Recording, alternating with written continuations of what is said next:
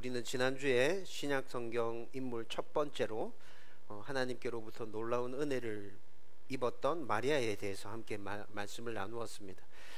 마리아가 처녀의 몸으로서 임신했던 그 상황은 그 당시의 법과 문화 등을 생각해 보면 은혜 받았다고 말할 수 없는 상황이죠. 현실적으로는 은혜를 받은 상황이라기보다는 목숨을 포함해서 마리아가 가지고 있었던 모든 것들을 그 사건 하나로 단번에 잃어버릴 수 있는 그런 상황에 처해 있었습니다. 하지만 가브리엘 천사가 마리아에게 이 세상을 구원할 메시아 예수를 성령으로 잉태한 것이라고 설명해 주자 그녀는 믿음으로 이 상황을 받아들이고 온전히 순종하게 됩니다. 그리고 자기에게 일어난 일이 세상 사람들이 볼 때에는 재앙과 같은 일이었지만 믿음의 눈으로 바라보면서 하나님의 은혜를 입은 것이 틀림없다고 그녀도 그렇게 고백하게 되었죠. 이런 마리아의 고백은 지금 이 시대에 믿음의 사람들에게 받아들이기 힘들고 어렵고 이해가 안 되는 하나님의 말씀이 주어진다고 해도 의지적으로라도 결단하고 하나님의 말씀에 순종하기 위해서 몸부림쳐 나가면 반드시 하나님께서 은혜를 주실 것이다 라는 교훈을 주는 듯합니다. 여러분, 성경에서도 잘 이해되어지지 않고 받아들여지지 않는 것이라 하더라도 하나님께서 말씀하신 것이면 그거 붙들고 그냥 나가라고 말씀하고 있죠.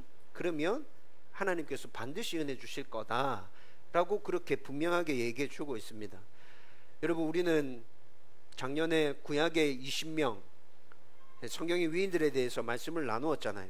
그들의 모습이 그랬지 않습니까? 이해되어지지 않고 받아들여지지 않는 그 상황 가운데서도 하나님께서 말씀하셨기에 그냥 하나님 말씀 붙들고 쫓아갑니다. 그렇게 살았던 사람들 20명의 사람들 모두 다가 그런 건 아니었지만 대부분의 사람들이 그런 삶을 살았고 정말로 그들이 하나님의 은혜를 받았다는 것, 우리가 20명이나 함께 그런 메시지들을 계속 나누어 왔죠. 여러분, 저와 여러분들도 만약에 하나님의 말씀이 분명하게 들려진 것이 있어서 그 말씀을 붙들고 이해되어지지 않지만 너무 힘들지만 목사님 의지적으로 결단하고 순종하기 위해서 몸부림치고 있습니다. 여러분들이 그렇게 이야기한다면 여러분들은 정말 대단한 믿음을 가지고 있는 것입니다. 하나님께서 여러분들의 믿음을 칭찬해 주고 축복해 주실 것입니다. 저와 여러분들은 이 정도만이라도 정말 믿음을 가질 수 있었으면 좋겠다, 저희 솔직한 소원이며 바람입니다. 여러분, 그러나 지난주 우리가 나누었던 말씀 가운데서 마리아가 자기에게 하나님의 은혜가 임했다고 고백하는 것은 의지적인 결단을 넘어서는 믿음의 고백이었죠. 진심에서 우러나오는 그의 진실된 고백이었습니다. 여러분, 이것을 분명하게 보여주는 것이 마리아의 창가에 나타나는 부분이었죠. 48절과 지난주에 함께 나누었던 48절과 49절 말씀에 보면 마리아가 어떻게 고백합니까? 나 이후로 이 시대에 오는 믿음의 자손들에게서 나는 은혜 받은 여인이라고 칭송받게 될 것입니다. 그리고 지금 그 시대에 일어날 구원만 바라보고 있는 것이 아니라 마리아의 창가 뒷부분에서는 무엇까지 바라보면서 노래하고 있죠? 이 땅 가운데 임할, 오고 오는 모든 사람들에게 임할 놀라운 하나님의 은혜와 예수 그리스도의 구원의 사역을 바라보면서 그들 가운데 하나님의 은혜와 하나님의 복이 임했습니다 라고 그녀가 노래하고 있잖아요. 여러분, 마리아는 지금 무엇을 바라보고 있는 것입니까? 자기를 통해서 태어나는 예수님이 어떤 분이신지 그녀는 이해하고 있습니다. 그 예수님께서 이 땅에서 이루실 일들이 무엇인지 그녀는 이해하고 있습니다. 그래서 그것이 지금 비록 현실적인 상황에서는 나에게 재앙이 닥친 것 같이 보이지만 그것은 재앙이 아니라 부족하고 연약한 나를 하나님께서 쓰시는 것이며 내가 하나님께로부터 놀랍게 은혜 받은 것이라는 것을 고백하고 있잖아요. 여러분, 저와 여러분들 가운데 이 진실된 믿음의 고백이 동일하게 일어나게 되기를 주님의 이름으로 축원드립니다. 의지적으로 결단해서 고백하는 믿음도 정말 대단한 믿음이지만 저는 거기에서 한 걸음 더 나아가서 마리아와 같이 하나님이 누구시며 하나님께서 하실 일이 어떤 것인지 다 이해하고 부족하고 연약한 내가 그 일에 쓰임 받을 수 있다는 것 때문에 기뻐하고 즐거워하고 사람들이 이해하지 못한다 하더라도 하나님을 온전히 찬양하는 그런 온전한 하나님 백성 되었으면 좋겠습니다. 다음 교회에서 계속 신앙생활을 하면서 저와 여러분들의 믿음이 이 수준까지 자라게 되기를 주님의 이름으로 축원드립니다. 이제 오늘은 성경에 나타나는 어떤 믿음의 사람보다도 하나님께서 주신 사명에 충실했고 그 사명을 이루기 위해서 자신의 모든 것들을 다 내어드렸고 또 그 사명을 이룬 후에 하나님의 기쁨으로 충만했던 세례 요한에 대해서 여러분들과 함께 말씀을 나누려고 합니다. 여러분, 이 말씀을 다 나누고 난 후에 저와 여러분들 가운데 세례 요한과 같이 하나님께서 주신 사명을 이루고자 하는 그 열망들이 강하게 일어났으면 좋겠고, 그리고 우리의 모든 것들을 다해서 그 일에 최선을 다했으면 좋겠고, 그러면서 세례 요한이 누렸던 그 놀라운 하나님의 기쁨이 저와 여러분들 가운데도 넘쳐나게 되기를 주님의 이름으로 축원드립니다. 여러분, 오늘 우리가 읽었던 본문의 상황은 예수님의 사역이 본격적으로 시작되기 전에 예수님의 사역을 미리 준비하면서 사역했던 세례 요한과 그의 제자들이 주고받는 대화의 내용이었습니다. 여러분, 이 대화를 통해서 제가 좀 전에 말씀드렸던 것처럼 세례 요한의 사명이 무엇인지, 그리고 그가 그 사명을 이루기 위해서 어떻게 했는지, 그 사명을 이루고 난 다음에 그의 가운데 어떤 기쁨이 충만했는지 오늘 우리가 읽었던 본문 말씀 가운데서 다 나타나 있었습니다. 여러분, 우선 세례 요한과 그의 제자들이 이 대화를 시작하게 된 이유에 대해서 한번 생각해 보십시다.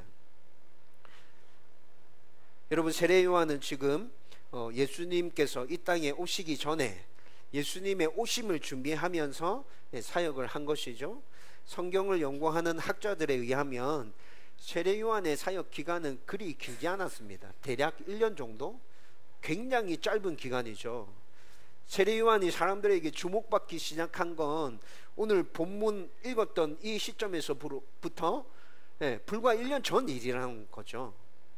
그리고 굉장히 짧은 사역 기간이었지만 짧은 사역 기간을 훌쩍 뛰어넘을 만큼 굉장히 강렬하게 사역했다고 학자들은 그렇게 추측합니다. 여러분, 1년 정도 예수님 오시기 전에 미리 사역했고, 그리고 예수님 오시고 난 다음에 서서히 사라져가는 세례 요한의 사역의 모습을 우리는 성경을 통해서 발견할 수 있죠. 그래서 세례 요한과 예수님의 사역이 직접적으로 겹치는 부분은 아주 짧은 기간이다, 몇 개월에 불과하다, 몇 개월이 아니라 한 달, 두 달 정도 되지 않을까, 이렇게 학자들은 추측하고 있습니다. 여러분, 그런데 오늘 우리가 읽었던 이 본문이 세례 요한과 예수님이 사역이 겹치는 그 짧은 기간 안에 있었던 사건을 두고 세례 요한과 그의 제자들이 대화를 주고받는 내용이라는 것이죠. 여러분, 22절 보면 예수님의 사역은 이미 시작되었습니다. 그래서 유대 땅에서 세례를 베푸시는 예수님에 대해서 22절에 말씀하고 있었죠. 그리고 오늘 본문이 요한복음 3장이잖아요. 근데 요한복음 1장 후반부에 보면 예수님께서 제자들을 세우시는 부분이 나타나거든요. 그러니까 지금 3장이 시작되어지고 있는 이 상황에서는 예수님의 12제자가 이미 다 세워져 있었다는 거죠. 예수님의 사역은 이렇게 분명히 시작되어졌다는 것을 보여주고 있습니다. 그리고 또 예수님께서 사역이 시작되고 난 이후에 세례 요한을 따르던 많은 사람들이 예수님에게로 넘어갔다는 것까지 오늘 본문에서 우리에게 말씀해 주고 있어요.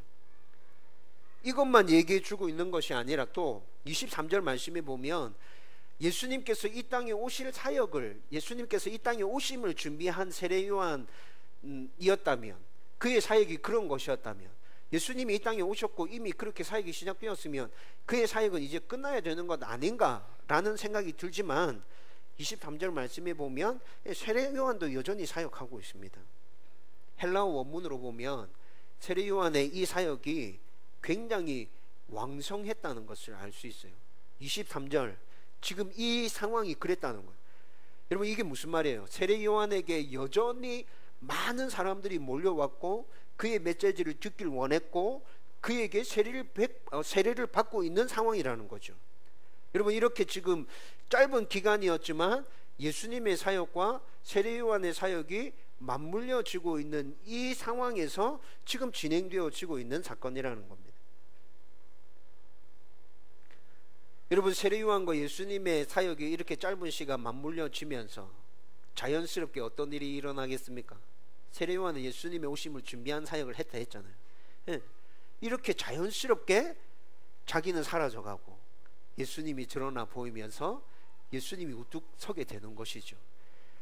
여러분, 한순간에 칼로 딱 자르듯이 너의 사역은 여기까지 끝, 너는 퇴장, 예수님 등장, 이렇게 하면 뭔가 흐름이 부자연스럽잖아요. 하나님께서 이렇게 톱니바퀴처럼 예수님께서 이 땅에 오셔서 하셔야 될 이 사역까지도 이렇게 맞추어 돌아가고 있다는 것입니다. 여러분, 그런데 여기서 우리는 한 가지 것을 놓치지 말고 생각해 봐야 합니다. 여러분, 세례요한과 예수님의 사역이 이렇게 맞물려서 넘어가는 상황에서 세례요한과 그의 제자들의 마음은 어떠했을까요? 여러분, 그들의 마음이 상당히 힘들고 어렵고 불편했겠다라는 것이 불을 보듯 뻔하게 보이지 않습니까? 여러분, 이것은 사람이라면 누구나 다 겪게 되는 것이죠. 여러분, 그 아픔을 겪고 있는 제자들이, 세례요한의 제자들이 지금 세례요한에게 찾아와서 뭔가에 대해서 얘기하는 상황이 바로 오늘 본문의 상황이라고. 여러분, 우리는 이 상황을 이렇게 충분히 이해하고 본문을 들여다보기 시작하면 세례요한이 하는 말이 어떤 것인지, 그의 가운데 넘쳐나는 기쁨이 무엇인지 더 정확하게 볼 수 있다는 거죠. 25절 말씀에 보면 세례요한의 제자들은 이미 다른 곳에서 자신들이 아픔을 겪고 있는 이 부분에 대해서 더 깊은 상처를 입고 지금 세례요한한테 찾아와서 대화를 하고 있습니다. 여러분, 이들이 아픔을 겪었던 그 원인은 유대인들과 더불어서 정결 예식에 관해서 얘기했다고 오늘 본문은 얘기하고 있죠. 여기서 말하고 있는 정결 예식은 예수님이 베푸시는 세례가 더 권위가 있느냐, 세례요한이 베푸는 세례가 더 권위가 있느냐라는 것을 가지고 논쟁을 했다고 학자들은 그렇게 추측합니다. 정확하게 어떤 것인지 잘 모르겠지만 아마 전체적인 상황을 봤을 때 그거 가지고 논쟁했을 거다. 그리고 세례요한의 제자들이 논쟁하는 중에 이미 그것 때문에 힘들어하고 있었는데 그 논쟁을 하면서 심각하게 또 가슴에 깊은 상처를 입고 왔다는 거죠. 26절 말씀에 보면 세례요한의 제자들이 이미 깊은 상처를 안고 있다는 것이 드러납니다. 많은 사람이 예수님에게 가는 것 때문에 마음이 상했다는 것, 26절에 보면 금방 알 수 있죠. 여러분, 이거 헬라어 원문으로 보면 더 쉽게 나타납니다. 여러분, 헬라어 원문에서는 세례요한의 제자들이 세례요한을 극존칭해서 그렇게 말하고 있고 예수님을 좀 하대해서 말하고 있는 것이 표가 나거든요. 그러니까 세례요한의 제자들 가운데 이런 마음이 있다는 거죠. 여러분, 그런데 이 상황이 제가 좀 전에 상황을 설명해 드리면서 어떤 상황이라 했어요? 세례요한에게 몰려오던 사람들이 다 떠나간 상황이라 했습니까? 아니요. 지금도 여전히 세례요한에게는 굉장히 많은 사람들이 몰려와 있습니다. 세례요한에게 메시지를 듣길 원했고 또 그에게 세례를 받기를 원했어요. 그런데 여러분, 사람의 욕심이라는 것이 본래 한도 끝도 없는 거잖아요.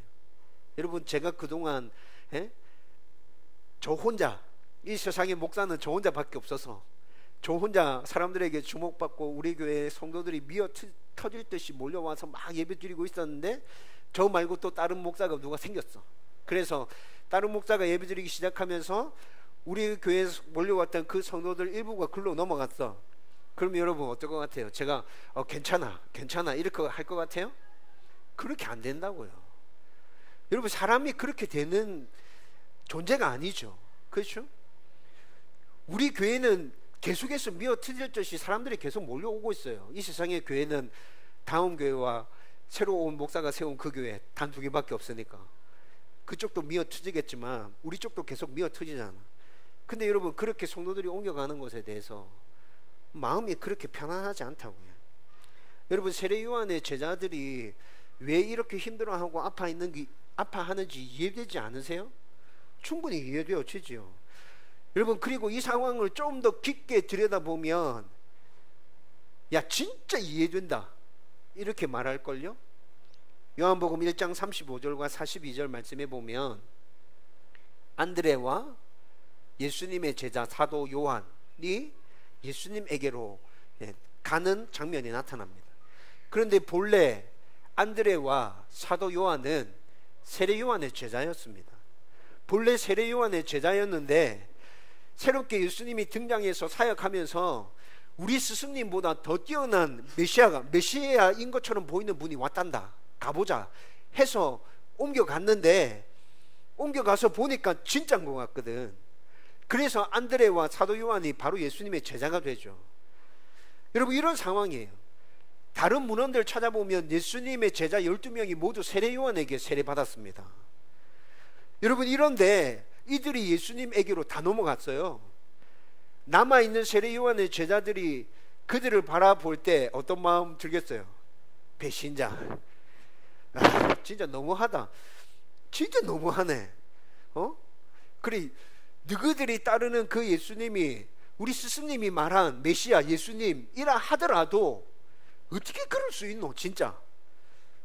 그러면 안 되지. 여러분, 세례 요한의 제자들의 마음 가운데는 이런 마음이 지금 충분히 일어나겠죠. 사람은 그가 아무리 믿음이 좋은 사람이라고 해도 다른 사람과 비교하면서 감정과 신앙이 업다운 되게 돼 있습니다.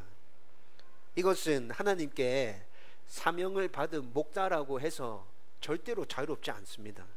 여러분, 제가 저의 모습을 보면서 심각하게 고민하고 몸부림치고 있는 것이 있다고 그랬죠. 제가 저의 모습 가운데서 발견되어지는 몇 가지를 가지고 여러분 심각하게 고민하고 몸부림치고 있는 중에 있습니다. 그런데 그것들 중에 한 가지가 비교를 통해서 제 마음의 영적인 상태가 업다운 되는 것, 이것도 포함되어져 있습니다. 가끔 저는 다른 목사님들과 저를 비교하면서 힘들어할 때가 있는데 그것이 외적으로 드러나지 않습니다. 그냥 제 내면에서 일어나고 있는 문제입니다. 다른 목사님들에게 좋은 일이 있으면 여러분, 예수 믿는 사람들이라면 어떻게 해야 되죠? 축하해주고 기뻐해야죠. 그렇죠? 근데 다른 목사님에게 좋은 일이 있다는 게 소식이 들려왔습니다.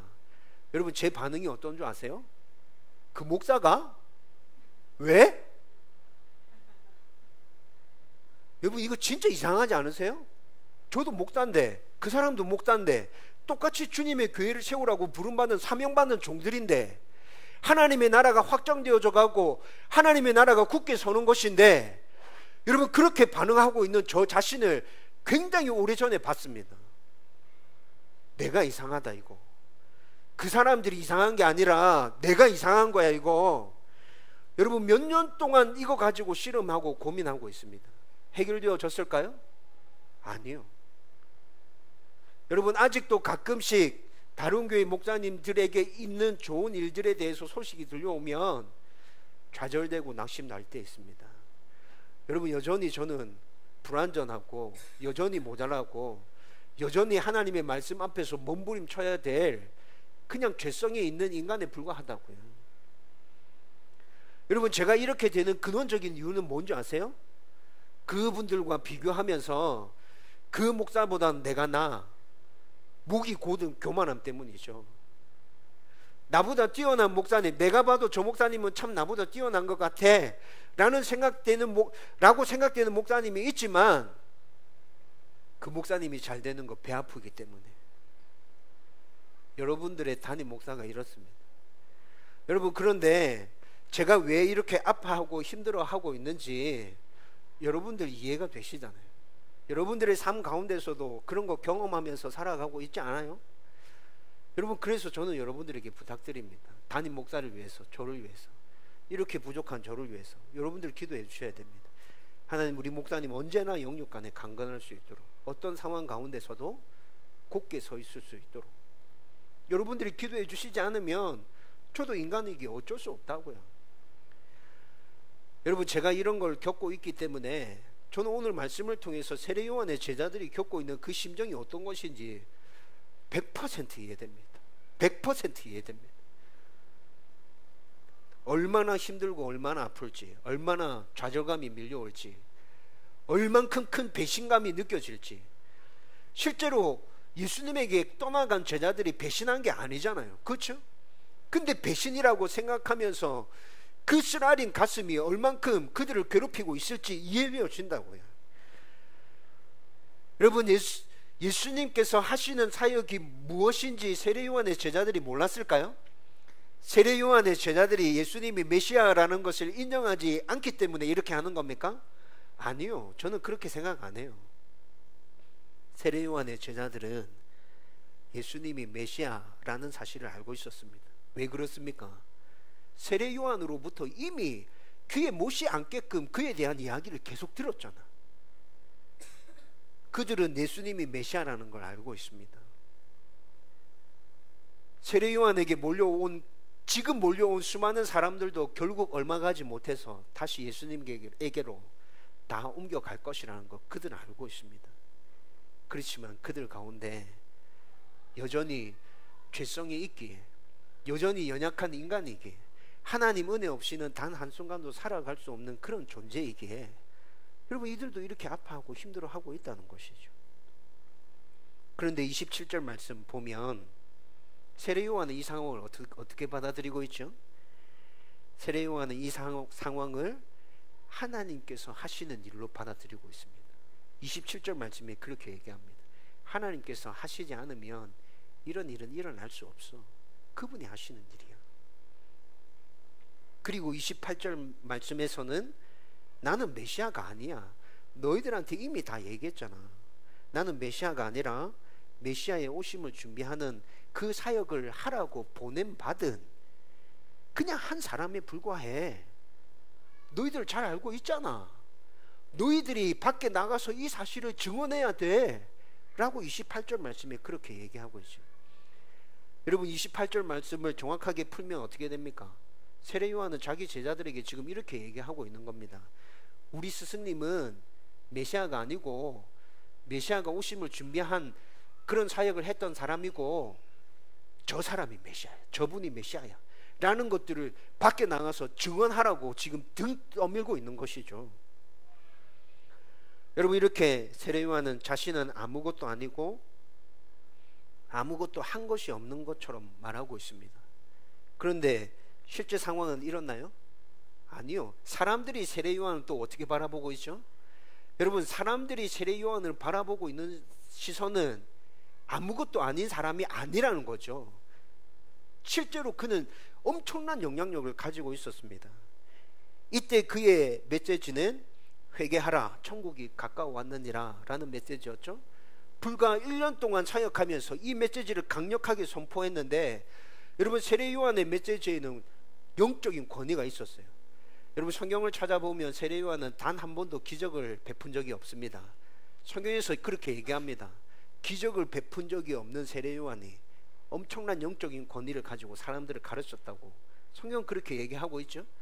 여러분, 그의 가르침에 영적인 권위가 있었기 때문에 이렇게 짧은 사역 1년을 사역하는 동안에 수많은 사람들이 그에게 몰려들었습니다.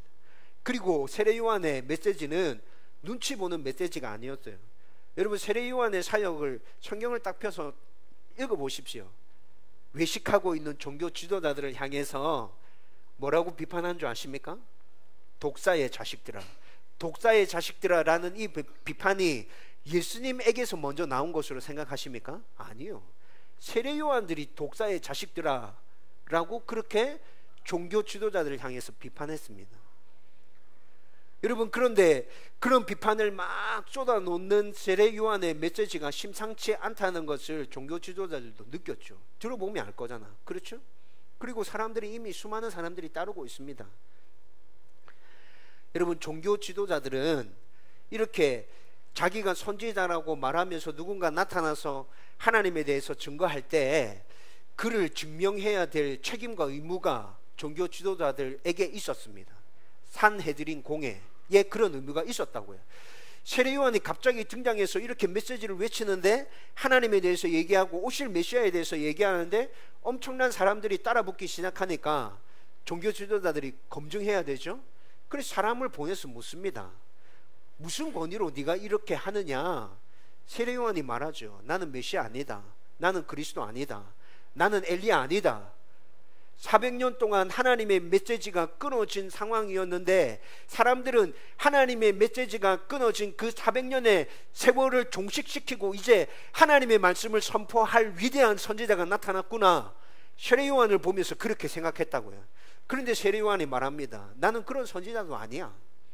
단지 나는 예수님께서 이 땅에 오실 길을 예배하라고 먼저 보냄받은 광야에서 외치는 자의 소리에 불과해. 여러분, 이것이 세례 요한이 자기에 대한 평가였다고요. 여러분, 종교 지도자들이 이 이야기를 들었을 때 무슨 말인지 이해가 되지 않았어요. 실제로는 그에게 엄청난 영향력이 있는데, 수많은 사람들이 따르고 있는데, 가르치는 거 들어봐도 야, 이 사람 보통이 아니구나, 외식하고 있던 종교 지도자들조차 그것이 느껴지는데 자기는 아무것이 아니라고 얘기하고 있으니까 이해되어지지 않죠. 자기가 아무것도 아니라고 말하기 때문에 잘됐다 생각하고 종교 지도자들이 그러면 너 가르치지 마, 입 닫고 있어, 조용히 해, 이렇게 강압적으로 눌러버릴 수도 있잖아요. 근데 그렇게 할 수 없었어요. 종교 지도자들이 그렇게 할 수 없을 정도로 이미 그의 가운데서는 놀라운 영향력이 뿜어져 나오고 있었다고요. 여러분, 유대인들만 이래요? 아니요, 유대인들만 이렇지 않죠. 헤롯 안디바, 세례 요한을 못 배웠던 헤롯 안디바, 그는 로마의 실권자였지만 당대에 이스라엘 땅을 다스리고 있었던 로마의 실권자였잖아요. 그런데 로마의 그 실권자조차도 세례 요한을 죽이고 싶은데 함부로 죽일 수 없을 정도로 세례 요한의 영향력은 엄청난 것이었습니다. 그런데 그는 뭐라 얘기합니까? 나는 아무것도 아니야. 나는 아무것도 아니야.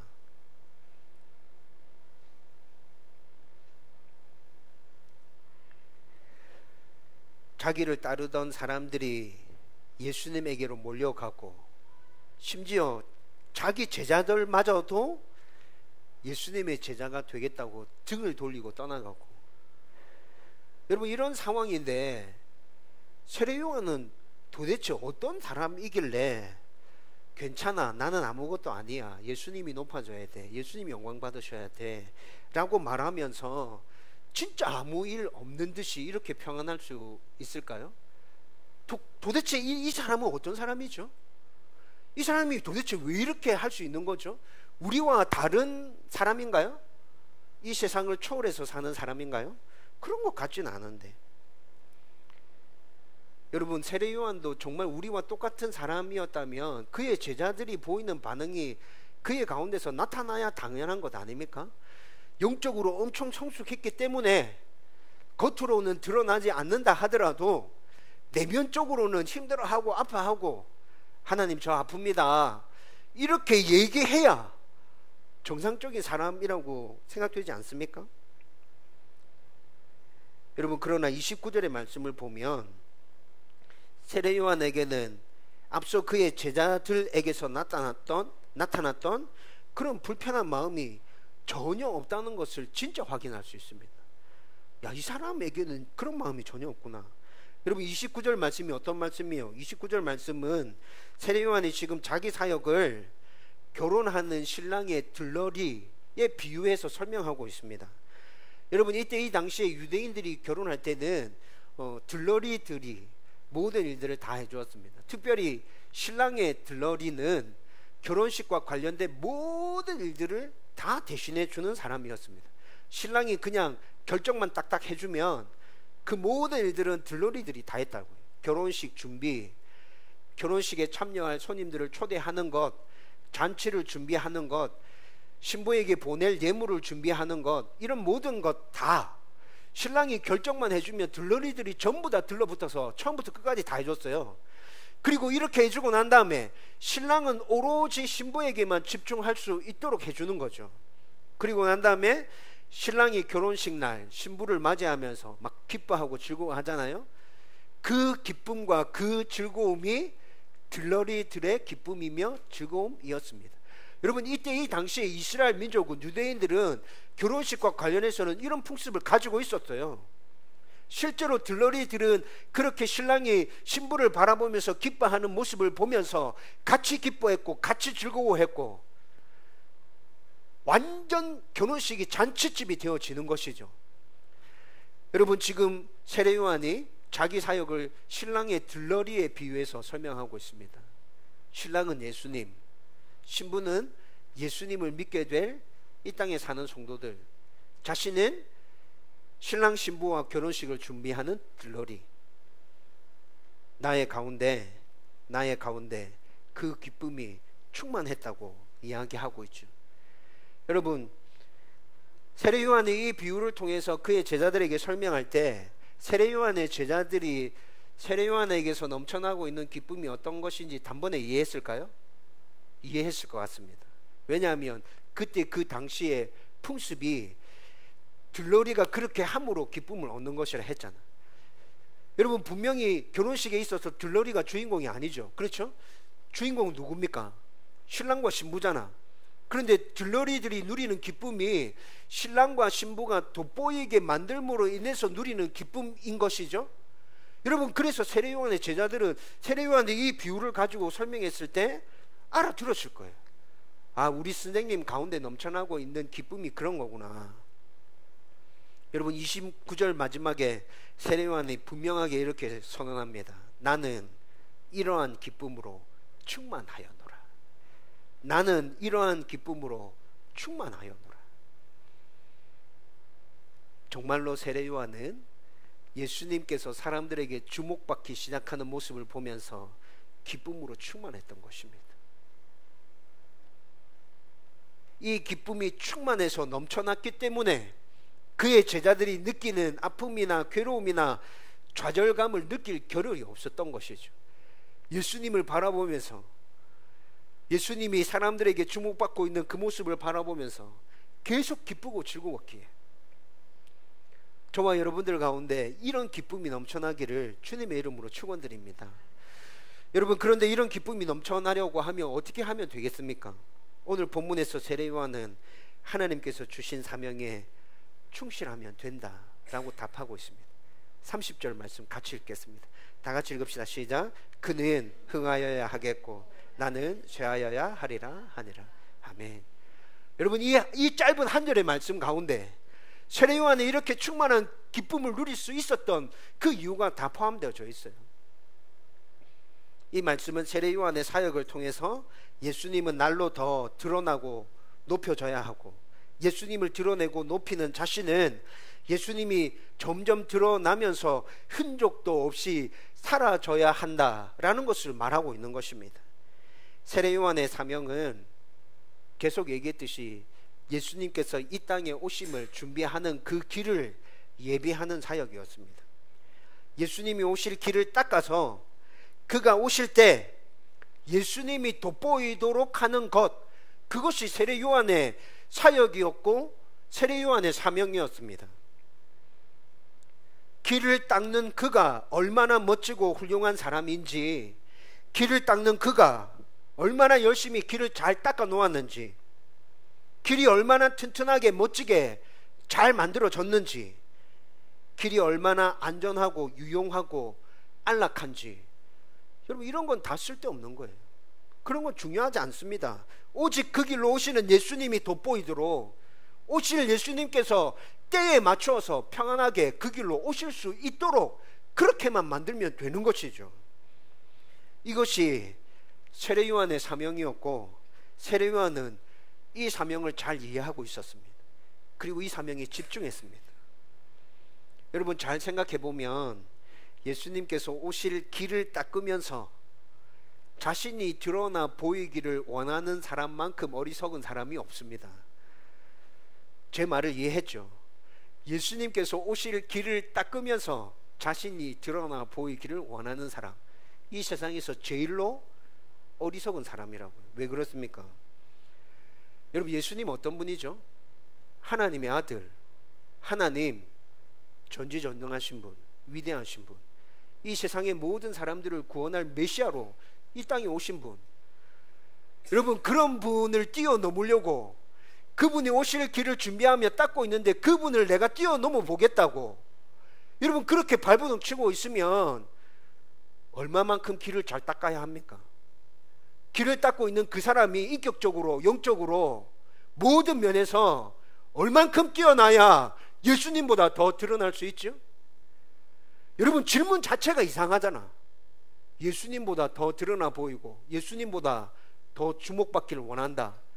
여러분, 이게 성립될 수 있는 이야기입니까? 질문 자체에서 그것은 불가능해 라고 이미 답을 던져주고 있잖아요. 그런데 사람들은 어리석어서 하나님의 일을 한다고 말하지만, 예수님의 일을 한다고 말하지만, 그 일을 통해서 자기가 드러내 보이고 싶어서 그렇게 발버둥 치고 있다고. 여기 서 있는 이 목사도 그런 사람들 중에 한 사람이에요.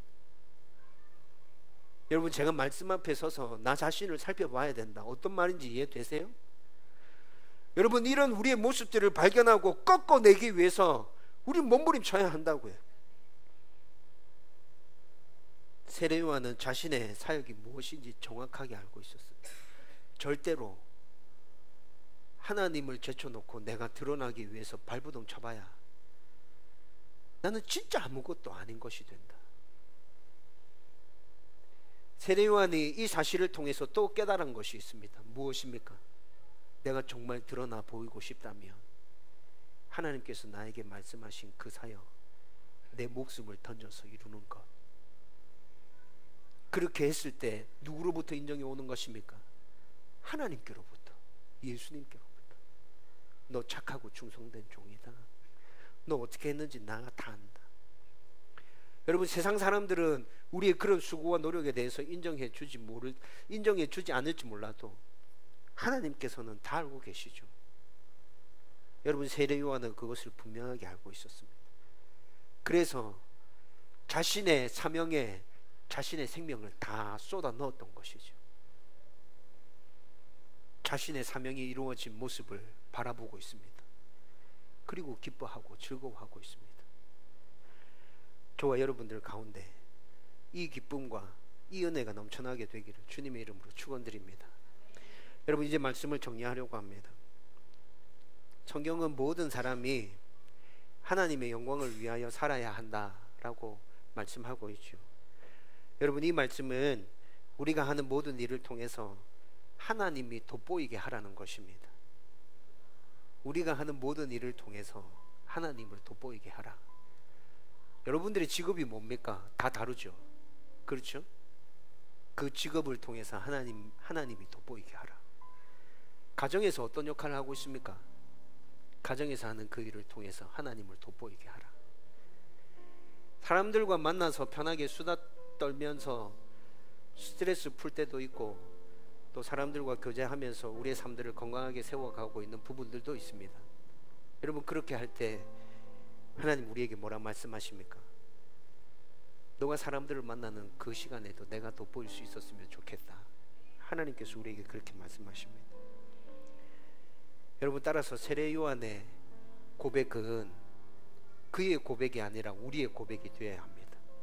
그는 흥하여야 하겠고 나는 쇠하여야 하리라. 우리의 매일의 삶 가운데 그는 흥하고 우리는 쇠하는 그런 삶을 살아가야 진짜 하나님의 백성으로서의 삶을 이 땅 가운데서 잘 살아가고 있는 것이죠.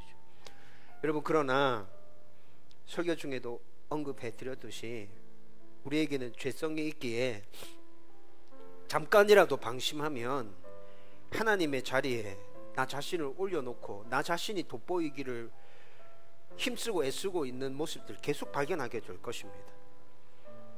여러분, 그래서 평상시에 여러분들에게 굉장히 자주 강조하고 있는 게 뭐예요? 말씀을 붙드십시오. 기도하십시오. 성령으로 충만하십시오. 다른 사람들 바라보지 말고 나를 보십시오. 끝까지 포기하지 말고 몸부림쳐야 합니다. 여러분, 제가 왜 이런 것들을 여러분들에게 계속해서 끊임없이 얘기하고 있는지 아시겠습니까? 그렇게 되지 않는 저 자신을 보면서 여러분 더 애타는 마음으로 여러분들에게 그렇게 당부드리고 있는 것입니다. 이 당부는 여러분들을 향한 당부가 아니라 저를 향한 당부입니다. 그리고 여러분들이 정말 그렇게 삶으로 세례 요한을 통해서 하나님 영광 받으셨고, 또 하나님께서 세례 요한에게 세상이 이해할 수 없는 그 기쁨을 주셨던 것처럼 저와 여러분들을 통해서 하나님 영광 받으시고 하나님 우리에게 부어주시는 그 기쁨이 넘쳐날 수 있었으면 좋겠습니다. 그런 은혜가 우리 가운데 풍성하게 임하기를 주의 이름으로 축원드립니다.